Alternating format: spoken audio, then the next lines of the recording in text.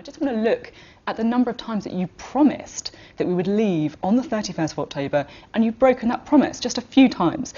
Just to use a couple of examples. On the 25th of June, you said, we're getting ready to come out on the 31st of October. Come what may, right. do or die. You're right. The 5th of September, I'd rather be dead in a ditch than delay. The 16th of September, we're going to come out on the 31st of October. Why should people trust anything that you say when you've broken your promise?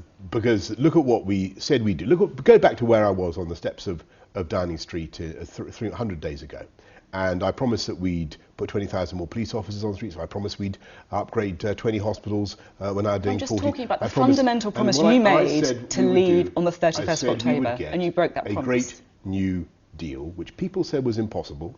Remember, they said we wouldn't reopen the withdrawal agreement. We wouldn't be able to get out of the thing that was keeping the UK back, and we did. Plus, we got Parliament to say it was a good deal, but then they refused to implement it. And actually, Sophie, there was bags of time between that vote to when they first said it was a good deal and when they could have got us out on October the 31st. You need to take responsibility as well. You can't just blame other people. No, I do. And I'm deeply, deeply disappointed. And I had to consider. Are you sorry? Yes, absolutely. Will you apologise to all those Conservative members who voted for you because they thought that you would take them out of the EU on the 31st of October? It's a matter of, it's a matter of deep regret. But what we need to do now is get on and do it. And the difference between this government and any other party is that only this government offers a deal that is ready to go and a way of delivering it immediately in the middle of December, if we're lucky enough to get a majority. Now, of course, it's a big if, and we'll be working very hard. But the reason why it's necessary to have an election is because I'm afraid otherwise, what was going to happen, Parliament was going to rope-a-dope us. They were going to say, okay, we'll agree this, we'll agree that, but they weren't actually going to give final approval, not by New Year, not by January the 31st, and then we would have had to go for another extension. And the reason why it's so painful to have these extensions, it's not because of my promises or my ego or whatever. It's because the uncertainty that it means for the whole country. Businesses can't plan, families can't plan, people just don't know when Brexit is going to be done.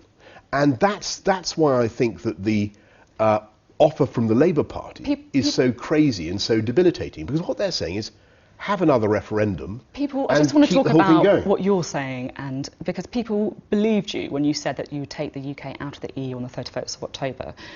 When we last spoke, when you were pitching to be made the leader of the Conservative Party and the Prime Minister, we were talking about your promise to leave on the 31st of October, and you said that if it doesn't happen, I think that what we'll face is a political extinction, and the Conservative Party will suffer very considerably from an electorate that feels they can't trust politicians to deliver on their promises. And don't forget, you are now one of those politicians who people can't trust to deliver on their promises. Don't forget the circumstances in which that happened.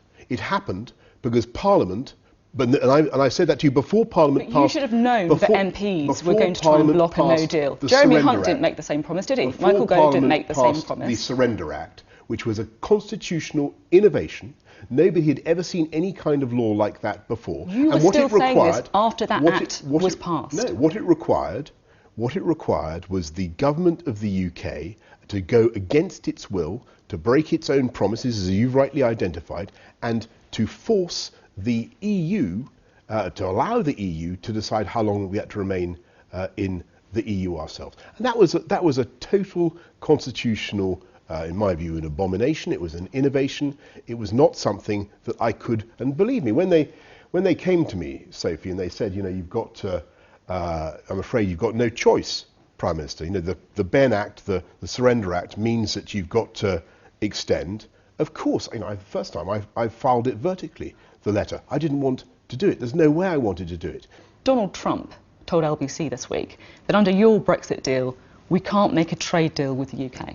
Is the president right? I'm afraid I don't wish to cast any aspersions on the President of the United States, but in that respect he is patently in error. Anybody who looks at our deal can see it is a great deal. And what it does is it allows us to take back control of our money, our borders and our laws, but also, but also it allows us to have full, unfettered control of our tariff schedules in Geneva. I can tell we're in election mode. We're hitting all these messages. I'm just telling you, our tariff schedules in Geneva, and to do it as one united kingdom.